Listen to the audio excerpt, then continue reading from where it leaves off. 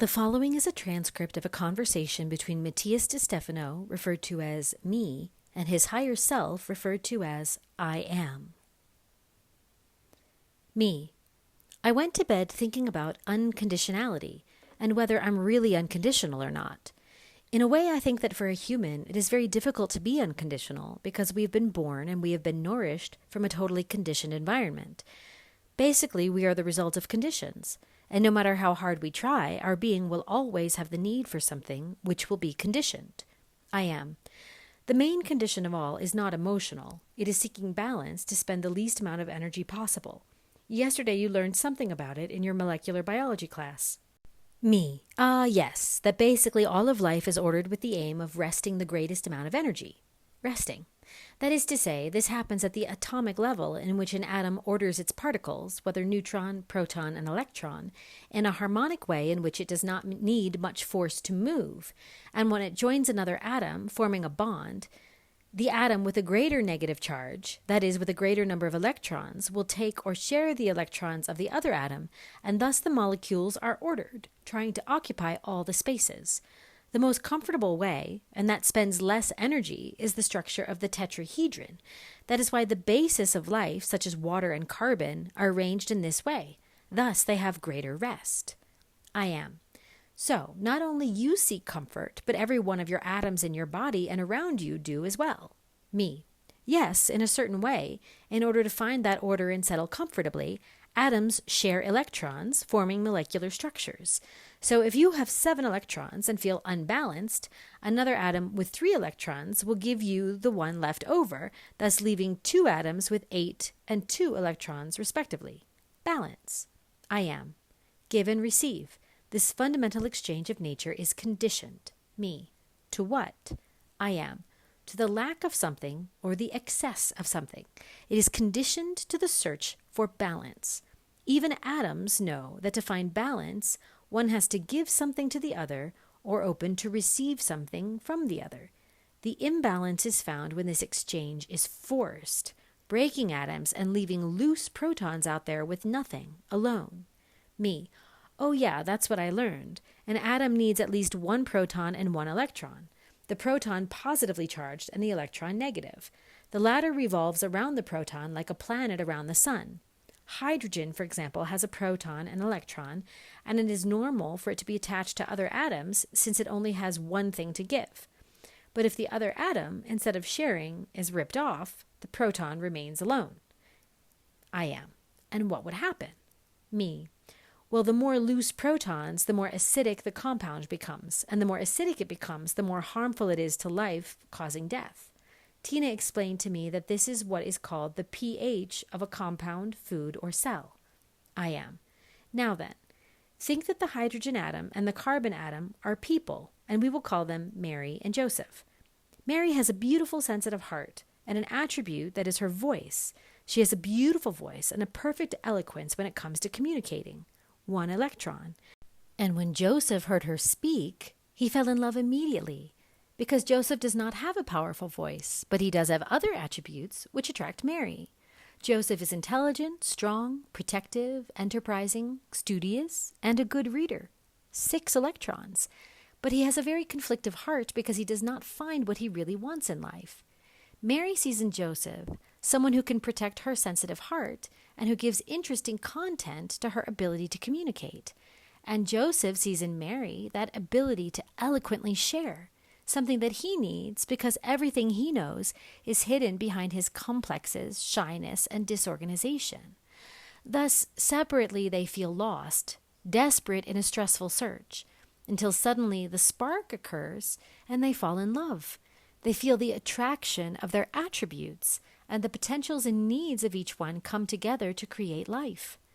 From their union, a project or a child will emerge, the basis of organic life, and they will encourage everyone else to fall in love as well, creating a huge, life-creating society. This story is the same for 2 humans as it is for 2 atoms. They both have something to give and something they need, and when those needs are met, they come together. Now, it's not always like that. It may happen that instead of Joseph falling in love with Mary and seeking to join her, He simply chooses to take advantage of her ability and use it to his advantage, thus taking her ability to communicate, making it his own ego, and abandoning Mary's sensitive heart, who, devastated, finds herself alone and voiceless, entering a deep depression that leads her to live a toxic life. Me. So when we talk about couples or toxic relationships, it's the same as talking about atoms that steal capacities, electrons stealing potential from each other, using others, destroying them to the point that the pH goes through the roof, acidifying the relationship, the environment. I am. People are just a conglomeration of atoms. Why would they act differently? By becoming more complex, we have turned the energy of electrons into emotion. We have turned the positive and negative charges of particles into potentials and art. We have turned the exchange of electrons between molecules into social economy and romanticism. We have converted the concept of a molecular chain into a society. We have transformed the atomic balance into ethics and morals. We have converted the search for electrons into the search for happiness and stability, and we have converted the atomic charge into needs and wills. Thus, the union between atoms, we call it love. Me. Wow, it's both amazing and frivolous to see it like this. I am. It is not frivolous, not at all. That it is an emotional and romantic vision from the paternalistic or matriarchal human perspective. Actually, it is beautiful. It is the beauty that unites the logic of the micro and the macrocosmos. Where I am going with this explanation is that from the base of life, in the atoms and their particles, the conditions exist. It is not a human invention. It is a process of nature. We all look for something in others that we don't have, and we all have something that others need. Here, the unconscious will seek to appropriate what he seeks, and that is in others, while the conscious will seek to share in balance, respecting that what the other gives me is a loan, not a property. Beings, when falling in love, seek to appropriate the other because they consider that the potential that the other possesses is what completes me. Without the other, I am nothing. Me, I do. I am. And if the lack of the other implies a void in me, then when he disappears, I will look for things that fill the void he has left. And there are several ways. The normal thing is to look for other hydrogen atoms. Me. How would that be? I am. Haven't you noticed that when a person leaves a relationship with someone, they usually look for people very similar to the previous one to relate to? Me. Ah, yes, the typical thing of repeating the same story over and over again with the same characters. I am. Well, here you have a simpler answer than the operation of karma. The answer is that you are an atom with 6 negative charges, attributes, joined to 4 hydrogen atoms, 4 very dear individuals in your life who give you 4 more attributes, but one of them leaves, and that emptiness makes someone similar be found to take his place. This is a constant chain in life. Me. But seen this way, we all depend on each other. We are all conditioned to others. I am. And what did you want? Me. I don't know. To be oneself. To be free. I am. Of what? Me. Of the condition of depending on others. I am. And why do you depend? Me. Because of what you just said. That is, the other's need. What makes me love the other? Is it just a matter of filling in spaces? What is the use, then, of all that we talk about and learn about being oneself, about finding inner potential? I am. Tell me. A carbon atom that is alone. Can it create life? Me. I do not. I am. So, being alone, do you think you'll get anywhere? Me. No. I need all the potentials of life. I am. Because here is something you must understand and discern. I ask, the freedom you seek and the development potential of your being, is it based on whose theories? Is your vision of spirituality based on the freedom of the ideals of the French Revolution? Or are they more like Plato's myth of the cave? Or maybe they relate more to Adam Smith and his capitalist economic freedom. Are you an anthropocentric like Ptolemy or a heliocentric like Copernicus? Me. Ugh, what questions? I don't know. That is to say, now that you put it that way, of course, we tend to base spirituality in relation to human perspectives, to visions of historical facts. When we talk about being free or discovering the power within, we inevitably continue to think that I am an individual, but I am. But you're not, while you are. Tell me, when you see water, do you see each of its atoms? Are you counting the hydrogens and oxygens? Or do you just say water, me, water, I am? In the same way, when you see the earth, you say humanity, and you don't mention the 8 billion, right? Because you recognize that humans are a single being and individuals are their atoms, with their needs, with their links with each other, functioning harmoniously and organically, all seeking to find the balance between what they have and what they need. You will thus be able to understand that the great desires of humanity come from being separated, from believing that they are separate individuals. Actually, it is not so. The fact that each atom possesses what the other needs does not make them live separate lives, but rather makes them recognize that no matter where they are in the world, those other parts will be within the whole, even if they are not with me. They are part of me. When we talk about recognizing potential, me, that is, not to think that each individual is all-powerful, but to see ourselves as a joint organism in which each one has something to contribute. That is where our potential lies, that is, to take advantage of who I am.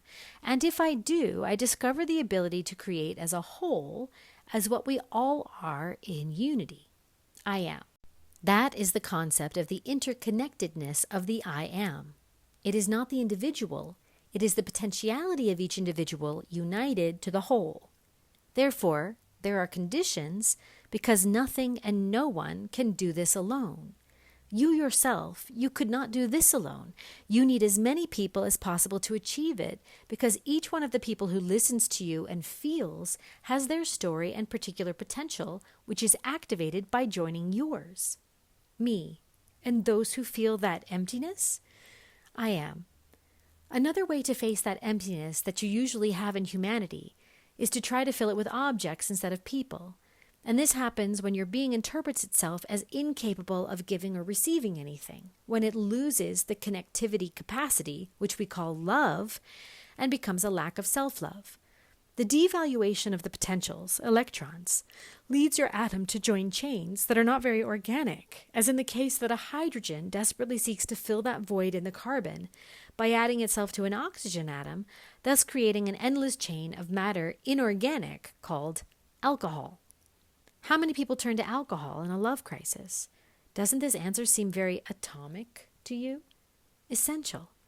Addictions in general are caused by the lack of interconnectivity, for believing that they are not capable of giving more of themselves to others or of receiving, so they add a new tool to the equation which destroys life.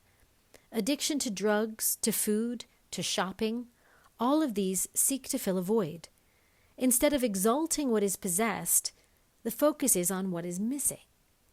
If you shine in the least you have, what you need will come to you. Law of attraction. It is not based on wishing. It is based on being. Me. The lack of love is what damages our being, which in our body is the plexus, that is, the pancreas. I am, of course. Any disease in the pancreas refers to a lack of love, or the ability to nurture oneself, to give value to oneself, to be unable to connect with others. Pancreatitis, pancreatic cancer, diabetes, all of them in their variants, will talk about needs and deficiencies. Well, it is the pancreas that generates glucose, the fundamental basis of the body's nutrition, to make it feel complete, vital, with resources to act and be oneself. Me. I remember that it was explained to me once that people with depression or lack of love usually seek to eat a lot of chocolate, very sweet things, because they lack sweetness in their lives, love. I am. Like your grandfather. Me. Yes, the lack of love from his family led him to emptiness since childhood, making him diabetic. Something hereditary when it comes to a family that has lived through lack of love generation after generation. I am. And how are you doing? Me. Well, a lot of chocolate, really. Hee. When I thought about emptiness last night, I realized that I love that person so much. I love her because she really had something that no other person achieved, to fill that empty part in me, in my heart, that force that made me feel complete, like two atoms, hydrogen and carbon, that can create life. But when that other atom passed by behind and snatched it away, the lack of its electron left that void in me, which is the only one I haven't managed to fill yet. I am. You don't have to fill it. Me. But it's the chain, isn't it? I am. Wanting is the problem. Me. In what sense? I am. When you feel love and feel full, everything is in balance, like atoms. The particles relax, spending the least amount of energy possible. That resonant stability is called harmony. And by losing a part, dissonance is created, therefore chaos. Thus fullness becomes necessity, and love becomes willing. I want to feel what he felt. I love him/her. I want to fulfill my mission, purpose. I want to be free, etc. And wanting leads us to accept whatever is in the way in order to fill the void. Then wanting becomes an addiction. The search to cover the void does not let us see what is around it, our potentials. All beings have a void inside us. The mistake is wanting to fill it. The void is shared. It is not filled. Emptiness is what reminds us that we are part of a whole. It is what connects us with our capacities. It is what allows us to feel love. If our being were full, we could never know more, discover more, make the path. Do you understand why he showed you the greatest fullness and the greatest emptiness? Not so that you fill it with a narcissistic love that we call loving yourself in the absence of it, but so that you discover that you can do much more, feel much more, expand, grow, and love much more than you think. Self-love is discovered in the awareness of what I am capable of from my emptiness. We are all united. No one leaves or disappears. They just locate themselves in another place. And looking for them, you find more of your capabilities. Me. I am speechless. I am. Finally, a little silence is good. Me. What is unconditionality? I am. Do you know this feeling you get when you search for information on a topic on the internet and suddenly there are 150,372 articles and pages of which you read 7 or 8 and you're already saturated with information? Me. Yes, the evil of this time, the over-information. I am. When you see that there are millions of perspectives on a single topic, you realize that there is not one truth, but millions of different visions. So you stop looking for the truth and you start to draw on the perspectives of each other to create said truth. Instead of looking for the love of your life, you find love in several throughout your life. Instead of buying an encyclopedia, you go to the library to read different books. Instead of studying for a university degree, you travel around the world taking courses. You stop looking for a truth because you recognize that no one is right, but everyone can nurture that truth and enrich my vision of it. Me. I stop waiting for a person to fill my voids, and I feed on what others have to give me, and I to give them. I am.